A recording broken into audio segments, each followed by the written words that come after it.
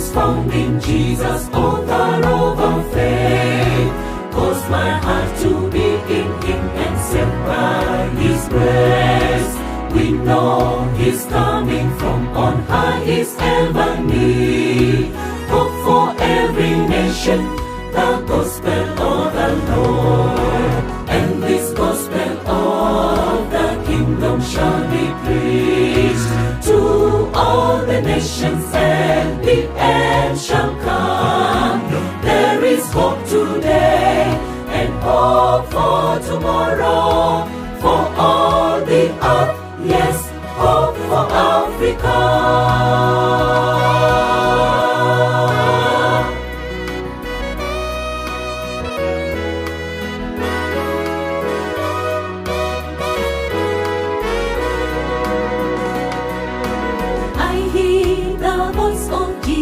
Calling unto me, go ye unto all the world, take the gospel forth, and I will go wherever the spirits of the Lord leadeth to our neighbor to share the word of God.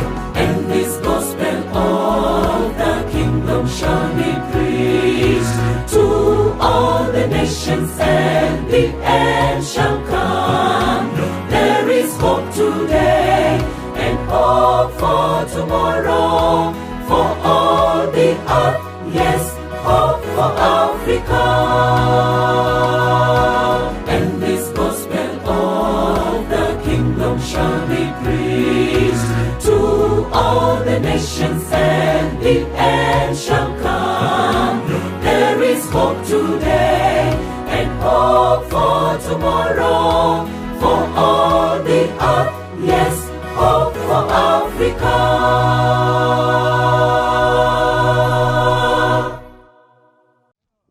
Bon après-midi, salut. Bon sabbat. Je suis en train d'apprendre un peu de Kiswahili.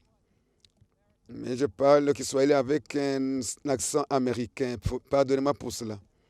Dieu est en train de travailler, de faire des merveilles dans cette division et dans toute l'Afrique. À la Pentecôte, 3000 personnes ont été baptisées en un seul jour. Des milliers de personnes sont venues à Christ.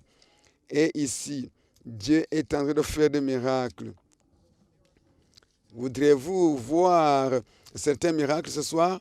Dites Amen si vous voulez voir les miracles de Dieu. Le premier miracle,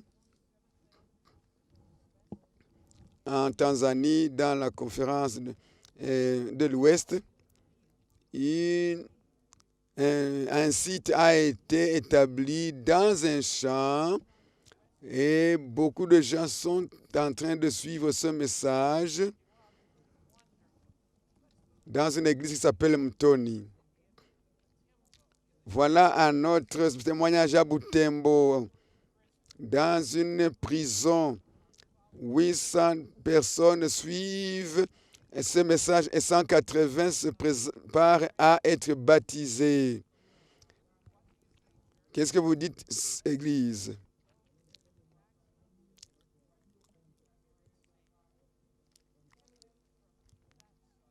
Allons encore en Tanzanie. Un site très intéressant. Et le Seigneur est en train d'agir d'une manière incroyable. Ils ont étudié avec 90 personnes. Maintenant, ils ont 169 chaque jour. Ils ont commencé avec 90, mais ils ont maintenant 169. Un autre site, le site des étudiants et des professeurs qui suivent chaque soir dans une école adventiste. Ils ont invité les villageois maintenant, les villages qui les entourent, pour suivre avec eux. Et les enseignants de cette école et les villages avec beaucoup d'autres choses Et nous sommes sûrs que beaucoup seront baptisés à partir de ce site. Histoire très, très amusante. Histoire de la grâce de Dieu et une histoire de la bonté de Dieu qui nous vient de l'Ouganda. Dans ce site, on a baptisé 24 aujourd'hui, 24 personnes en Ouganda.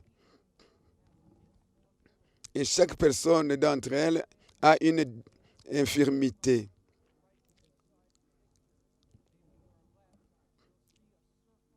Vous voyez le cercle là-bas, autour du baptistère. La personne est infirme et elle est baptisée. Ces gens sont venus, ils ont suivi le message et l'Esprit de Dieu a travaillé dans leur vie. Et beaucoup vont marcher, vont sauter lorsque Jésus-Christ va revenir. Ils vont entendre, ils vont voir lorsque Christ va revenir. Nous leur souhaitons. C'est en Tanzanie plutôt.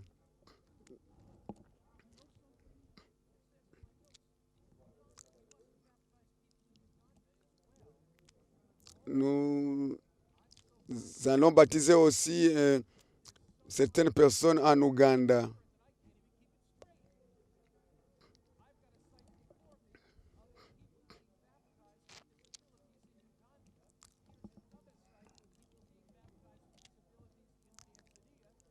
En Ouganda, nous avons un autre site avec des personnes infirmes qui sont en train d'être baptisées également. Que le nom de l'Éternel soit loué. Ce soir, si tu n'as pas encore envoyé ton rapport, je t'encourage à le faire. Envoyez-nous les rapports de l'écoute. Partout où vous êtes, envoyez vos rapports. Ceci va encourager les frères et les sœurs dans toute la division et dans le monde. Si vous êtes ici dans ce site ce soir, à New Life, et que vous n'avez pas encore reçu la copie, si vous êtes un visiteur qui n'avez pas encore reçu cette copie de ce livre, La Grande Controverse, si tu veux avoir des messages, plutôt des études bibliques, eh bien, ce livre va t'aider à comprendre beaucoup la Bible. C'est un livre qui a fait de moi ce que je suis aujourd'hui. S'il y a un visiteur qui n'a pas encore eu ce livre, lève ta main et on va te donner ce livre. Et tu le trouveras très, très important. En ce livre, tu vas trouver des leçons très importantes.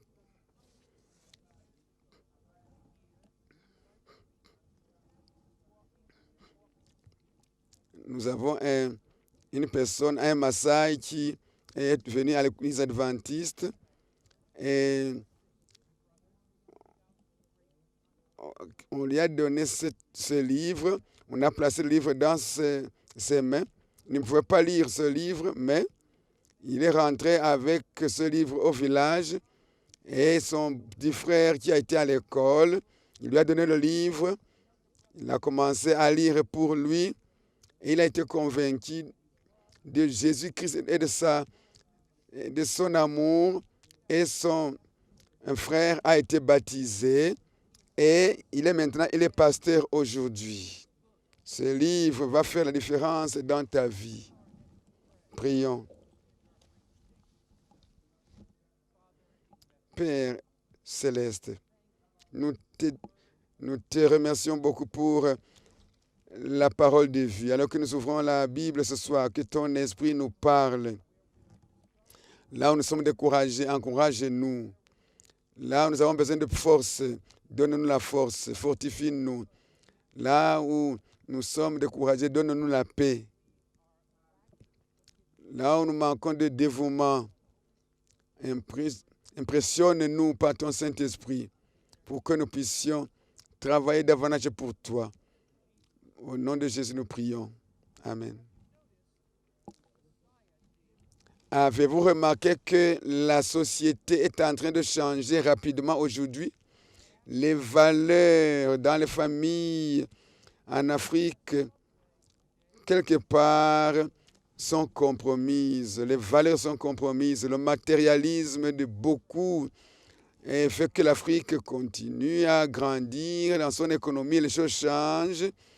Et l'Internet a envahi et a amené beaucoup de crimes dans nos maisons parce que nous observons les crimes et quelqu'un se demande comment est-ce qu'on peut élever une famille qui craint Dieu dans un environnement si terrible, dans l'immoralité, dans le vol, dans les abus, l'alcoolisme, l'ivrognerie, la drogue.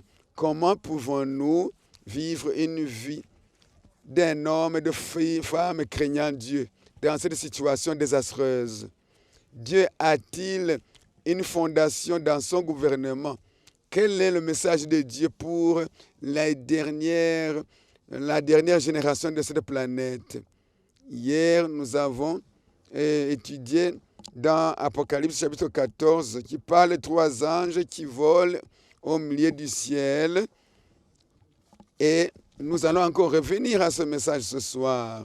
Je vis un autre ange qui volait par le milieu du ciel. Un ange vole avec un message urgent, ayant un évangile éternel pour l'annoncer aux habitants de la terre. C'est un message de la bonté, de l'amour, de la miséricorde de Dieu, pour le prêcher à toute langue, à tous les habitants, à toute tribu, à tout peuple. C'est un message très important pour notre temps, comme il était important pour le temps de Noé. Et il dit: craignez Dieu et donnez-lui gloire, car l'heure de son jugement est venue, et adorez celui qui a fait le ciel et la terre et la mer et les sources d'eau. Craignez Dieu signifie quoi? Nous avons étudié hier que ça signifie obéir à Dieu. Craindre Dieu, c'est respecter, révérer Dieu en lui obéissant. Maintenant, donner gloire à Dieu parce que l'heure du jugement est venue. Ça signifie que nous vivons dans une époque de jugement. Avant la venue de Jésus-Christ, le jugement aura été lieu. Il est en cours maintenant. La destinée de chaque personne aura été déterminée avant le retour de Jésus-Christ. Nous avons donc besoin de vivre une vie de personnes craignant Dieu par la grâce de Dieu. La société dit maintenant: tu n'as pas besoin d'obéir à Dieu. Tu fais des choses à cause de ton environnement et tu dois faire des choses à cause de ton hérédité. Tu n'as pas besoin de changer. Ce n'est pas ton problème. Tu n'es pas responsable.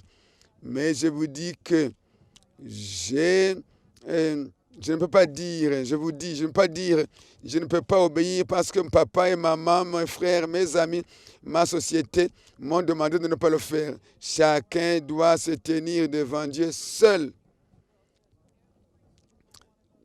Chacun d'entre nous donnera le rapport de ce qu'il a fait à Dieu. Le juge nous appelle de ne pas blâmer les autres, mais de nous blâmer nous-mêmes.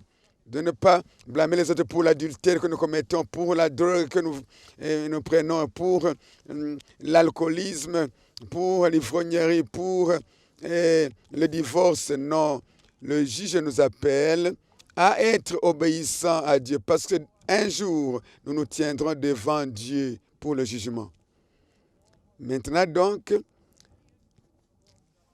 la loi de Dieu soutient. Dieu ne nous juge pas basé sur ce que nous pensons, mais plutôt basé sur ce qu'il pense lui.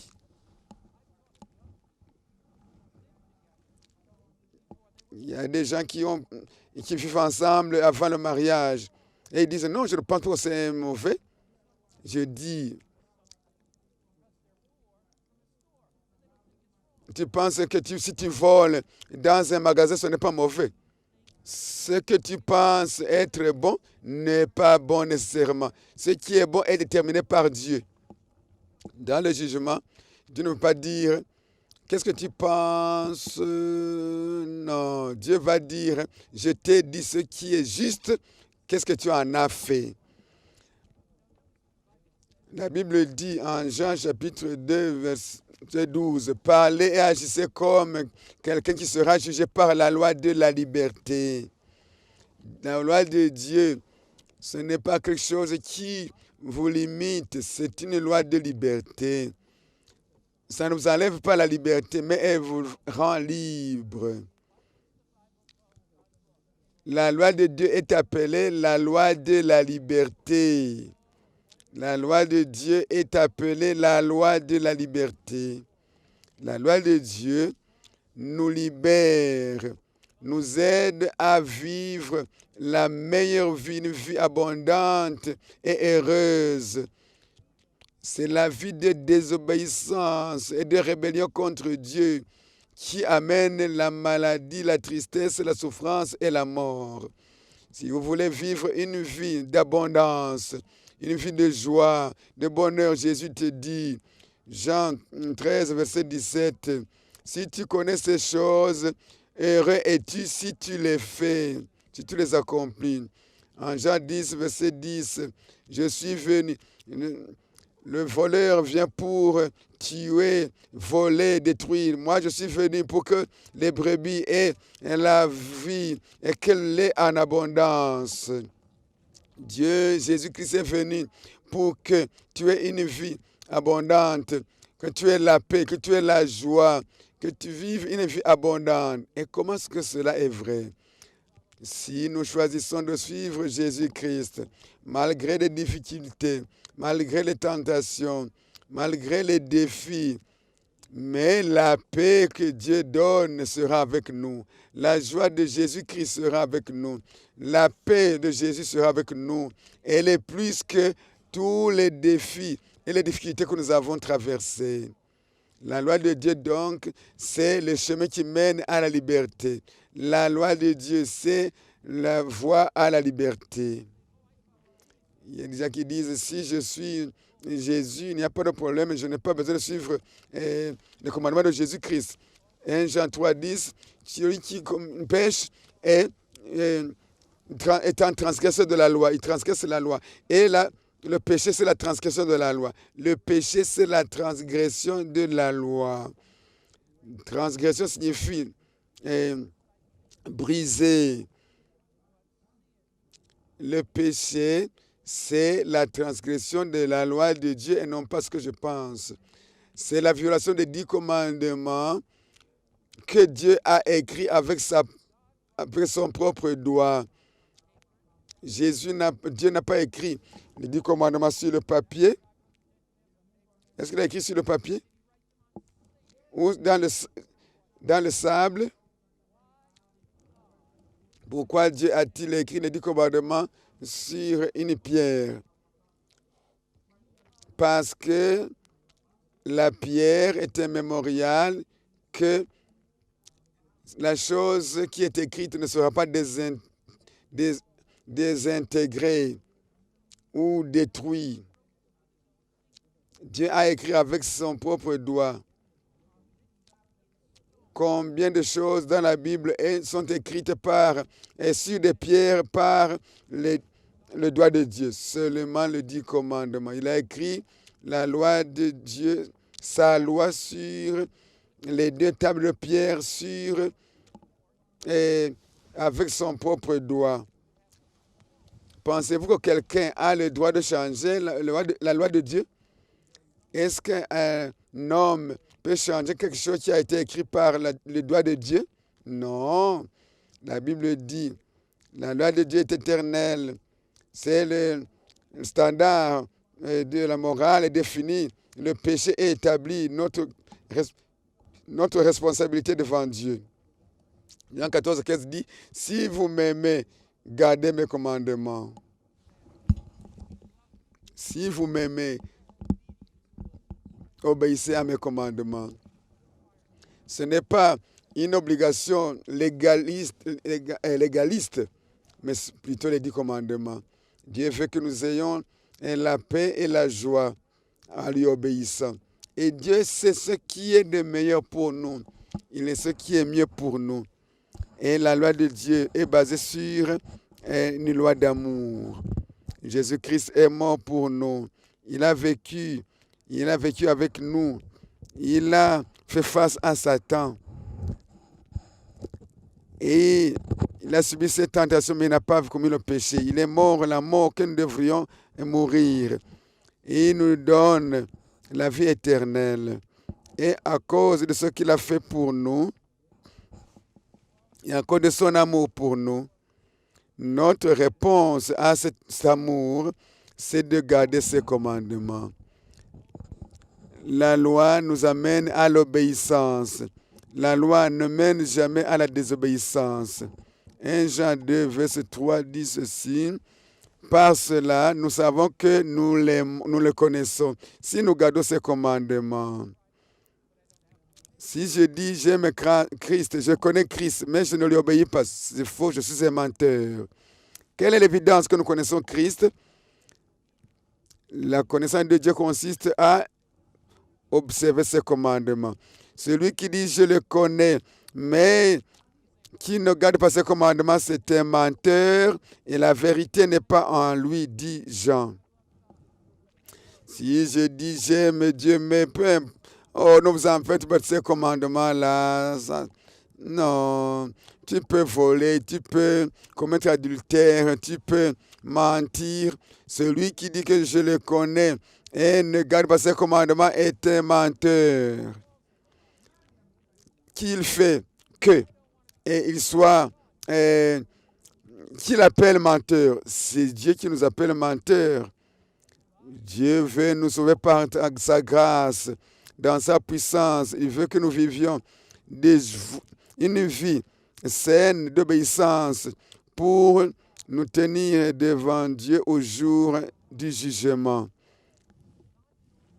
Je n'obéis pas à Dieu pour être sauvé, parce que mes œuvres ne pourraient jamais me sauver. Éphésiens 2, versets 8 à 10. Par la grâce, vous êtes sauvés par la foi. Et c'est le don de Dieu, afin que personne ne puisse se glorifier. Mais le verset dit ceci.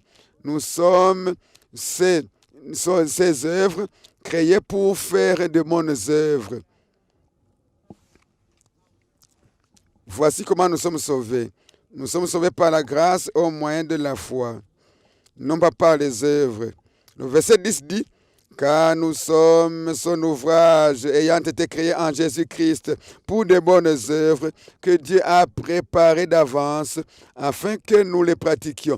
Donc les œuvres sont l'évidence de notre salut. Si je pratique les bonnes œuvres, c'est que je suis sauvé. Je ne fais pas les bonnes œuvres pour être sauvé, mais je pratique les bonnes œuvres pour être sauvé. Dieu me change, me donne la capacité d'obéir à ses commandements. Il n'y a pas de contradiction entre la foi et les œuvres. Il y en a qui disent que la loi est dans l'Ancien Testament et la grâce dans le Nouveau Testament. Demandez à Noé. Demandez à Noé, tu as été sauvé par quoi? J'ai été sauvé par la grâce. David, j'ai été sauvé par la grâce. Demande à Abraham, j'ai été sauvé par la grâce. Il n'y a pas de voie de salut. La grâce de Dieu qui amène le salut à tout homme. La grâce de Dieu amène le salut à tout le monde. Donc il n'y a pas deux méthodes de salut. Nous sommes sauvés par la grâce au moyen de la foi. Mais alors, une fois que nous sommes sauvés, nous observons les commandements de Dieu. La Bible nous dit, Romains 3, 20, par la loi, nous connaissons le péché. La fonction de la loi de Dieu, c'est de nous révéler ce qui est le péché pour pouvoir l'éviter. Donc, la loi nous aide à connaître le péché pour l'éviter, bien sûr. Et le péché, c'est la transgression de la loi. S'il n'y a pas de loi, il n'y a pas de péché. S'il n'y a pas de péché, il n'y a pas de grâce. Car s'il n'y a pas de loi, il n'y a pas de péché. Car le péché, c'est la transgression de la loi. S'il n'y a pas de péché, pas besoin de grâce. Et s'il n'y a pas de grâce, pas besoin de croix. Parce que Jésus-Christ est venu parce que nous avons transgressé la loi. Jésus est venu parce que nous avons besoin de grâce. Et c'est pourquoi il est mort sur la croix. Donc sans la grâce, il n'y a pas de croix. S'il n'y a pas de croix, il n'y a pas de salut. S'il n'y a pas de salut, il n'y a pas de sauveur. Donc si vous détruisez la loi, il n'y a plus de péché, il n'y a pas de grâce, il n'y a pas de croix, il n'y a pas de salut, il n'y a pas de sauveur. Et si tu n'as pas besoin de salut, tu n'as pas besoin de sauveur. En d'autres termes, ça c'est une idée étrange de dire j'ai été sauvé par la grâce, mais je ne peux pas observer les commandements de Dieu. Quel est le rôle de la loi? La loi te révèle le péché. Et quel est le rôle de la grâce? La Bible nous dit, Ephésiens 2, par la grâce, vous avez été sauvés, non pas par vous-même, mais c'est le don de Dieu. La grâce, c'est quoi? C'est la grâce, c'est la miséricorde, c'est le pardon, c'est la puissance et c'est l'amour de Dieu, bien sûr. Est-ce que tu as besoin de grâce? Est-ce que tu as besoin de miséricorde ce soir? Si tu as transgressé le commandement de Dieu, il y a la grâce ce soir. Si tu as vécu une vie très mauvaise, la grâce de Dieu est là pour te pardonner. Si tu as besoin de pardon ce soir, alors que tu nous écoutes, tu te sens coupable, tu peux quitter cette réunion en laissant au pied de Jésus-Christ le poids, le fardeau de tes péchés. Si vous êtes venu ici et que vous vous sentez faible, vous rentrerez avec la puissance de Dieu, par la grâce de Dieu. Et si tu es venu ici sans avoir l'amour dans ton cœur, tu rentreras avec l'amour dans ton cœur. Romains 3,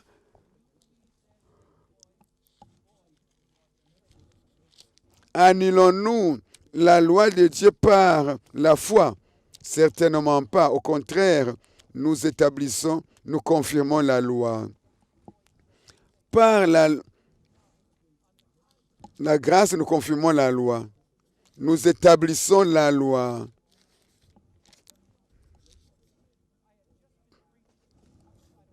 Nous n'anéantissons pas la loi par la foi. Au contraire, par la foi, nous confirmons la loi.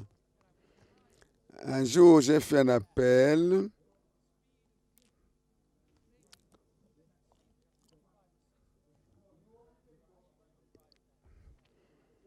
Oh, d'habitude, je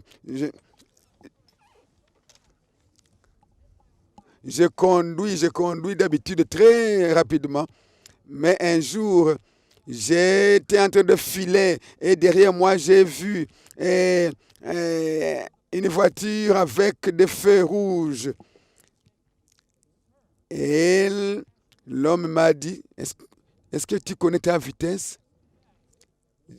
J'ai dit, est-ce que je roule très rapidement? Il dit oui. Il m'a demandé, donne-moi ta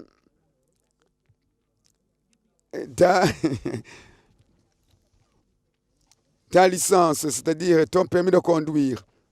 Et au lieu de lui donner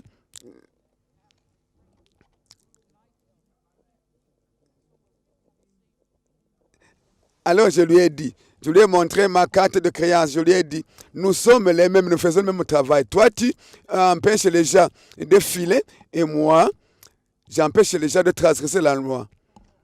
Alors, il m'a dit, pasteur, va et garde maintenant la loi. Qu'est-ce que je méritais? Qu'est-ce que je méritais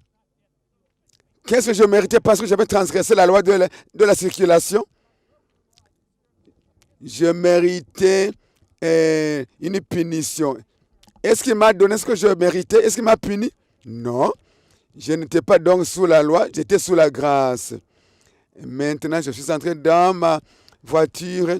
J'ai commencé à aller lentement,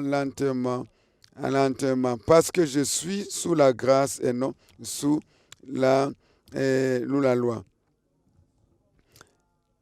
J'ai roulé lentement pour ne plus transgresser la loi, puisque j'avais reçu grâce. Lorsque Dieu nous donne grâce, nous ne voulons plus transgresser son commandement. Non, Jésus dit, je ne suis pas venu pour annuler la loi et les prophètes, mais je suis venu pour les accomplir. Quand je suis venu, ce n'est pas pour vous dire, tu n'as plus besoin de commettre l'adultère. Non. Non. Je suis venu te sauver pour que tu ne continues plus à transgresser les commandements de Dieu. Car le péché ne dominera pas, n'aura pas de domination sur vous. Car vous n'êtes pas sous la loi, mais sous la grâce. Cela signifie quoi? Être en dessous de la loi, c'est être en dessous de la loi comme méthode de salut. Mais nous sommes sous la grâce. Nous sommes sauvés par la grâce en vue de ne plus transgresser les commandements de Dieu. La Bible dit encore, Romains 6, 24, 14. Qu'est-ce que la Bible dit encore? Je suis sous la grâce quand j'accepte Jésus-Christ et que je sens la puissance d'observer son commandement.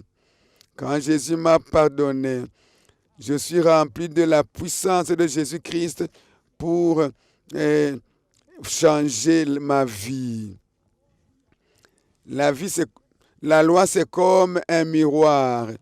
Je suis dans ma voiture et je vois quelque chose sur ma face. Et la femme me dit, chérie, c'est le temps de venir manger. Mais le miroir me dit, mais est-ce que tu vas sortir, tu vas aller manger avec ces saletés?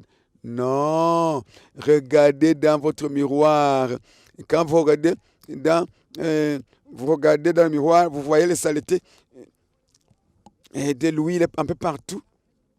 Est-ce que le miroir va maintenant me laver ces saletés? Non, mais le miroir va me dire, tu es sale. Alors, je dois chercher le savon pour me laver. La loi de Dieu, c'est comme le miroir qui nous dit, tu as transgressé un commandement de Dieu. Va vers Jésus pour être pardonné. Alors, vous allez au calvaire, vous dites à Jésus, j'ai péché contre toi, j'ai transgressé ton commandement, pardonne-moi Jésus. Et il dit, si tu confesses tes péchés, il est juste et fidèle pour te le pardonner et pour te laver de toute souillure.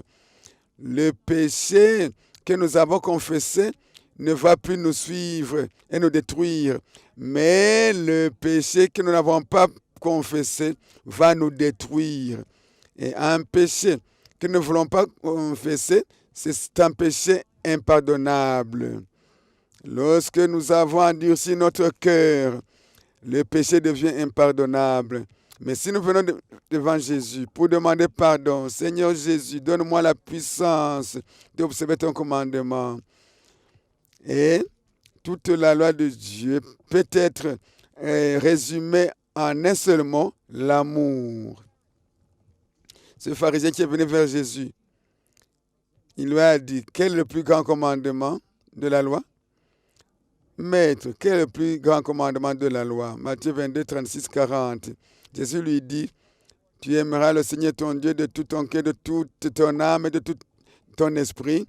Ça, c'est le plus grand commandement. Le second grand commandement, aime ton voisin, ton prochain comme toi-même. Jésus a résumé les 10 commandements en disant aime Dieu, aime ton prochain. C'est ça le résumé du commandement. Ce que Jésus faisait, c'était l'extension, l'explication de l'amour. Si tu aimes Dieu, tu observeras les 4 commandements. Si tu aimes ton prochain, tu observeras les 6 derniers commandements. Et les 10 commandements peuvent être résumés en aime Dieu, aime les autres. Si j'aime mon prochain, je ne peux pas voler, je ne peux pas commettre l'adultère, je ne peux pas être jaloux ou envier les choses d'autrui.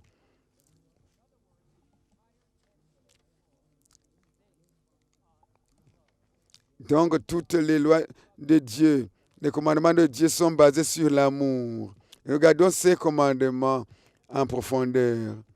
Exode 23 à 17. Ces commandements sont nécessaires dans le monde où nous vivons. Ils sont nécessaires pour l'Afrique. Tu n'auras plus d'autres dieux devant ma face.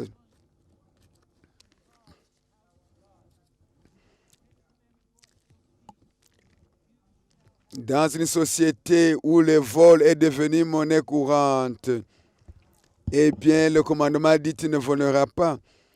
Dans une société où le foyer, le mariage est déjà devenu comme simple moyen de plaisir, la pornographie, mais cette loi de Dieu est toujours nécessaire. Dans la vie ou dans une société où les gens se font des images, la parole de Dieu dit, tu ne te feras pas d'image. Et le 3e commandement, tu ne prononceras pas le nom de Dieu en vain. Ce nom est un nom très grand.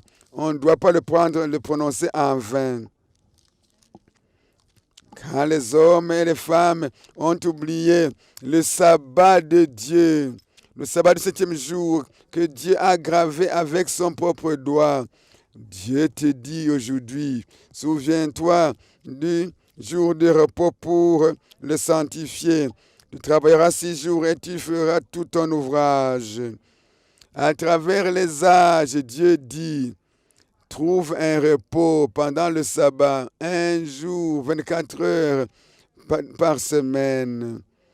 Repose-toi chaque semaine, chaque sabbat, viens devant Dieu pour être en communion avec lui et avec tes frères et sœurs. Sois aussi en communion avec ta famille le jour du sabbat. Alors que beaucoup d'enfants méprisent leurs parents, Dieu dit, honore ton père et ta mère. Dans un pays où tuer quelqu'un, ça ne coûte rien. La parole de Dieu dit, tu ne tueras point. Alors qu'aujourd'hui, les gens vivent ensemble sans être mariés. Alors que le sexe crée maintenant la confusion. L'immoralité est devenue monnaie courante. Dieu dit, tu ne commettras point d'adultère. Ce commandement est toujours valable dans cette société. Au moment où voler est un honneur et c'est de la bravoure, la parole de Dieu dit, tu ne déroberas point. Au moment où les gens sont remplis de critiques, de mensonges, de calomnies, on diffame le nom, on détruit la réputation des gens. Et Dieu dit, tu ne porteras point de faux témoignages contre ton prochain. Alors que tout le monde est en confusion. Et beaucoup de gens convoitent les choses, les objets, la femme et la maison d'autrui. La parole de Dieu dit, tu ne convoiteras point la maison de ton prochain, ni sa femme, ni son serviteur, ni son bœuf. Ce soir, ces paroles, ces 10 commandements parlent aux oreilles de l'Afrique, de l'Europe, de l'Asie, de l'Amérique. Si nous n'obéissons pas à Dieu, la vie sera invivable. Chaque pays a ses problèmes. Le Rwanda, la Tanzanie, le Congo, le Kenya, le Soudan. Est-ce que ces pays auraient tous ces problèmes si nous avions accepté les 10 commandements de Dieu comme la fondation de toute notre vie, la fondation de toute la société? Je propose que la conduite de Dieu, c'est-à-dire les lois de Dieu, ce n'est pas pour notre malheur, mais ce n'est pas pour nous limiter, mais pour notre bonheur. Car la Bible dit, Psaume 111, 7 à 9, les œuvres de Dieu sont vérité et juste, et tous ses préceptes sont sûrs, et ils existent éternellement. Il a commandé, il a établi son alliance pour l'éternité. Satan a perdu le ciel à cause de la désobéissance. Adam et Ève ont perdu l'Éden à cause de la désobéissance. Jésus-Christ dit aux hommes et aux femmes, vous êtes sauvés par la grâce, non pas pour transgresser le commandement de Dieu, mais pour obéir. Hébreux chapitre 10 dit ceci, j'écrirai mes paroles, mes lois sur leur cœur, et sur leur cœur et dans leur esprit. Et ils seront mes enfants, je serai leur Dieu. Qu'est-ce que cela signifie? Écrire les commandements dans le cœur. Ça signifie dans l'esprit, dans l'intelligence, pour que nous sachions ce qu'il faut faire. Et sur le cœur, pour que nous sachions obéir. L'obéissance pour une personne sauvée par la grâce, ce n'est pas un fardeau. Quand on est sauvé par la grâce, eh bien, l'obéissance vient du cœur d'amour. Si tu aimes ta femme, tu lui plairas, tu feras tout pour lui plaire. Si tu aimes tes parents, tu feras tout pour les honorer.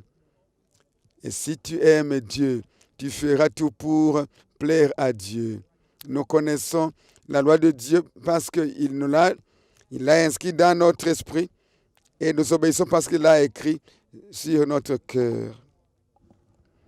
Si le commandement de Dieu est écrit dans notre esprit et sur notre cœur, eh bien, nous n'aurons pas de difficulté à observer le commandement de Dieu.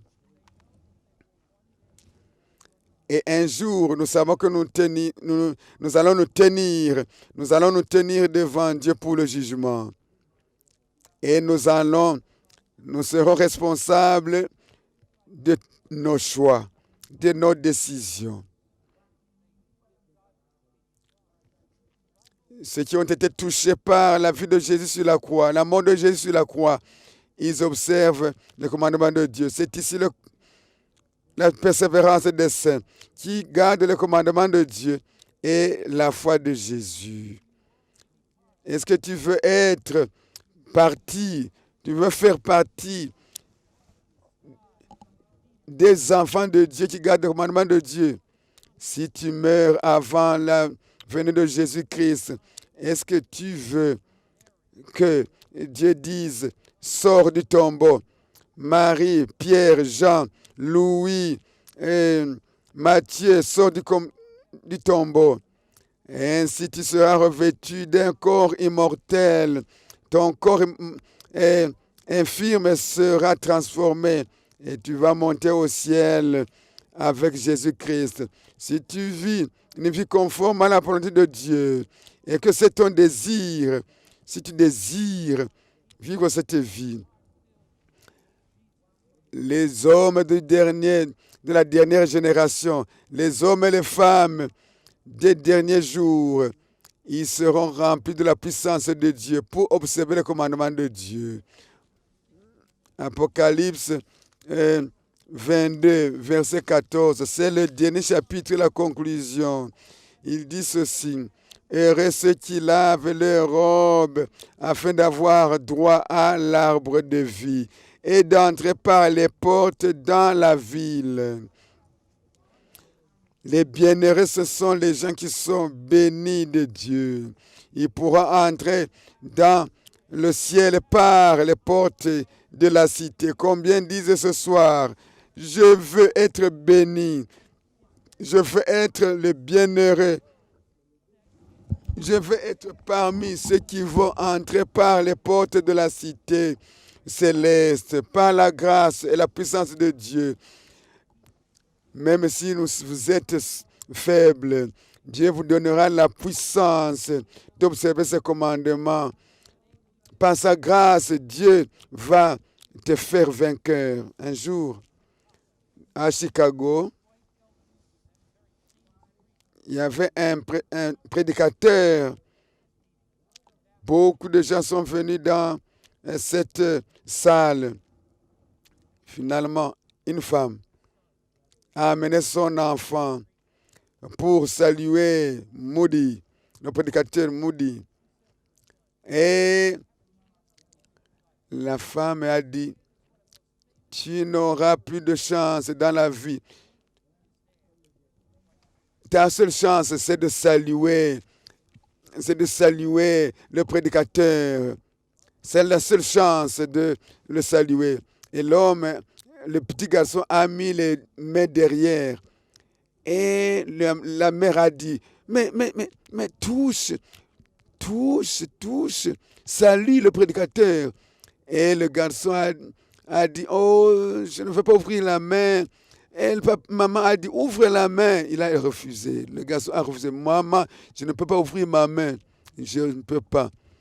Alors, il a ouvert les mains et on a vu dans les mains du marbre, des billes de marbre. C'était des pierres précieuses. Il a dit, si je le salue, l'évangéliste Moody va prendre mes billes, mes perles, mes pierres précieuses. Il n'a pas voulu saluer, donner la main au prédicateur parce qu'il avait des pierres précieuses en sa main. Jésus-Christ, ce soir, il veut que tu viennes le saluer, que tu l'embrasses, que tu ouvres tes mains. Et il dit, ouvre tes mains. Est-ce qu'il y a des choses que tu veux garder pour toi, que tu ne voudrais pas laisser pour saluer Jésus, pour accepter Jésus, pour le recevoir comme ton sauveur et ton Seigneur? Ce soir, tu veux dire, je voudrais ouvrir mes mains, mon cœur, j'ouvre mon esprit, mon cerveau, j'ouvre mon intelligence. Je veux laisser tout pour t'avoir. Parce que tu es tout pour moi. Si c'est ton désir ce soir, si tu veux dire, Seigneur, je vais ouvrir mon cœur, je vais ouvrir mes mains, je vais ouvrir mon cœur et mon esprit pour te recevoir comme mon Seigneur et mon Sauveur, pour que je puisse être debout au jour du jugement. Quelqu'un veut recevoir Jésus, mais il se sent faible. Je te demande de venir ici. Tu peux prendre encore une décision partout où tu nous écoutes, sur les plateformes digitales. Je voudrais que tu viennes devant. Viens. Si tu es dans cette audience, viens, dis Jésus. Viens, en venant à l'autel, dis à Jésus, Seigneur, j'ai besoin de ta force. Je vais inviter 3 groupes de venir ici, partout où vous nous suivez. Viens à Jésus. Viens. Partout où tu suis, viens. Si tu écoutes la radio, prends cette décision. Dis, je donne tout, Seigneur. Je ne veux rien retenir comme ce garçon-là qui a refusé de saluer le prédicateur parce qu'il avait des billets dans la main. Quelqu'un veut donner tout. Quelqu'un qui est découragé, mais qui a besoin de puissance. C'est le moment de prière. Cette place pour la prière. Nous allons vous dédier à Jésus-Christ. Deuxièmement, si vous voulez être baptisé. Troisièmement, si tu as été baptisé un jour et tu as régressé, tu as abandonné Dieu, Tu veux être rebaptisé pour renouer ta relation avec Jésus-Christ. Viens aussi. Tu veux donner ta vie à Jésus-Christ. Tu as besoin de bénédiction de Jésus-Christ. Viens ici devant. Tu peux venir maintenant. Il y a 3 groupes. Le premier groupe, il y a des choses que je voudrais délaisser à cause de Jésus-Christ, pour que Jésus-Christ puisse prendre ce fardeau sur lui et que je sois libéré pour l'accepter comme mon Seigneur et mon Sauveur. Deuxième groupe, tu veux être baptisé, viens ici. Troisième groupe, ceux qui disent, Seigneur Jésus, prends ma vie. J'avais accepté Jésus comme mon Seigneur et mon Sauveur, mais j'avais régressé. J'avais abandonné Jésus. Je veux maintenant renouer ma relation avec toi, Jésus. Je voudrais avoir la paix. Viens aussi devant. Ne tarde pas à venir. Il y a une prière spéciale pour ces gens. C'est là qui seront baptisés demain. Venez aussi ici. Et ceux qui s'étaient égarés et qui veulent dire, je veux, Seigneur, que tu gardes ma vie, que tu prennes ma vie. Je veux obéir à ton commandement. Peut-être tu as essayé d'obéir à Dieu par ta force et tu as échoué. Cette force de victoire, tu l'auras après cette prière. Dieu est en train de bouger. Son esprit bouge dans cette audience. Viens. Ne sois pas comme le petit garçon qui a maintenu les billes et les perles et a raté de saluer le prédicateur. Ne manque pas cette opportunité. C'est une opportunité unique. Viens vers Jésus. Ceux qui seront baptisés, prenez la carte, écrivez le nom et au verso, vous écrivez votre nom pour les requêtes de prière.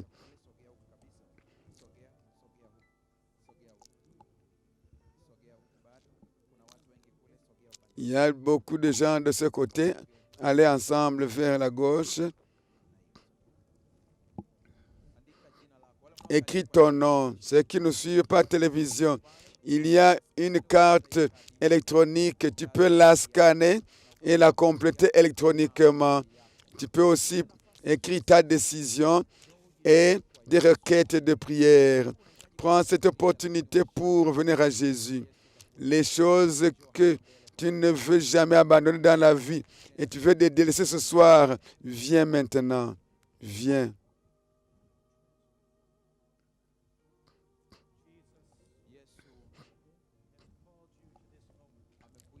Jésus t'a appelé en ce moment. S'il y a une chose avec laquelle tu luttes, laisse-la au pied de Jésus. S'il y a une habitude, amène-la à Jésus. Si tu as besoin de force, demande à Jésus de te donner cette force. En ce moment, dans des moments comme ceci, l'Esprit de Dieu descend et il tâche les cœurs. Il change de vie. Si tu es là dans nos sites, partout dans le monde, les pasteurs, rejoignez les gens, recevez les gens qui viennent devant, dans vos sites, partout où vous êtes en Afrique. Entourez ces gens qui se donnent. Priez avec eux quand ils viennent. Dans certains sites où il y a des infirmes, peut-être vous ne pouvez pas vous lever et marcher. Au moins, levez votre main. Dans les prisons, je parle aux prisonniers qui m'écoutent. Il y a encore de la vie en Jésus-Christ.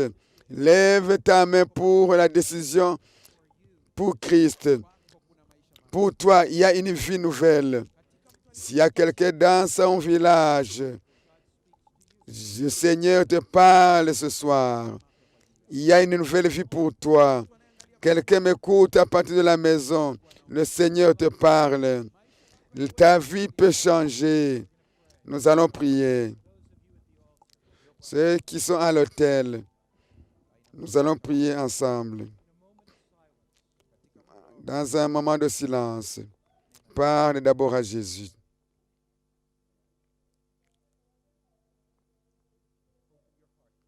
Ouvre ton cœur à Jésus. Dis-lui, je veux ouvrir ma vie. Je ne veux rien cacher devant toi, Seigneur. Je veux te donner ma vie. S'il y a une habitude qui te retient, laissez l'habitude au pied de Jésus. Si tu as pris la décision de te baptiser, confirme cette décision maintenant. Dis à Jésus, j'ai besoin d'une victoire. Mon Père céleste, nous te remercions ce soir pour le Saint-Esprit qui bouge dans cette audience. Nous te remercions parce que nous pouvons nous tenir debout devant Dieu pour être pardonnés. Nous pouvons être pardonnés et changés par la grâce. Nous te remercions parce que tu es un Père d'amour, parce que tu veux nous voir dans ton royaume. Un jour, nous vivrons avec toi au ciel. Au nom de Jésus, nous prions. Amen. Demain soir, nous aurons un grand service.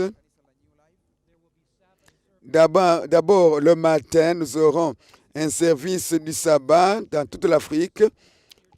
Vous pouvez nous rejoindre ici à partir de 9h demain. Et le soir, je parlerai d'un commandement dont Dieu dit, souviens-toi, mais le monde entier transgresse ce commandement.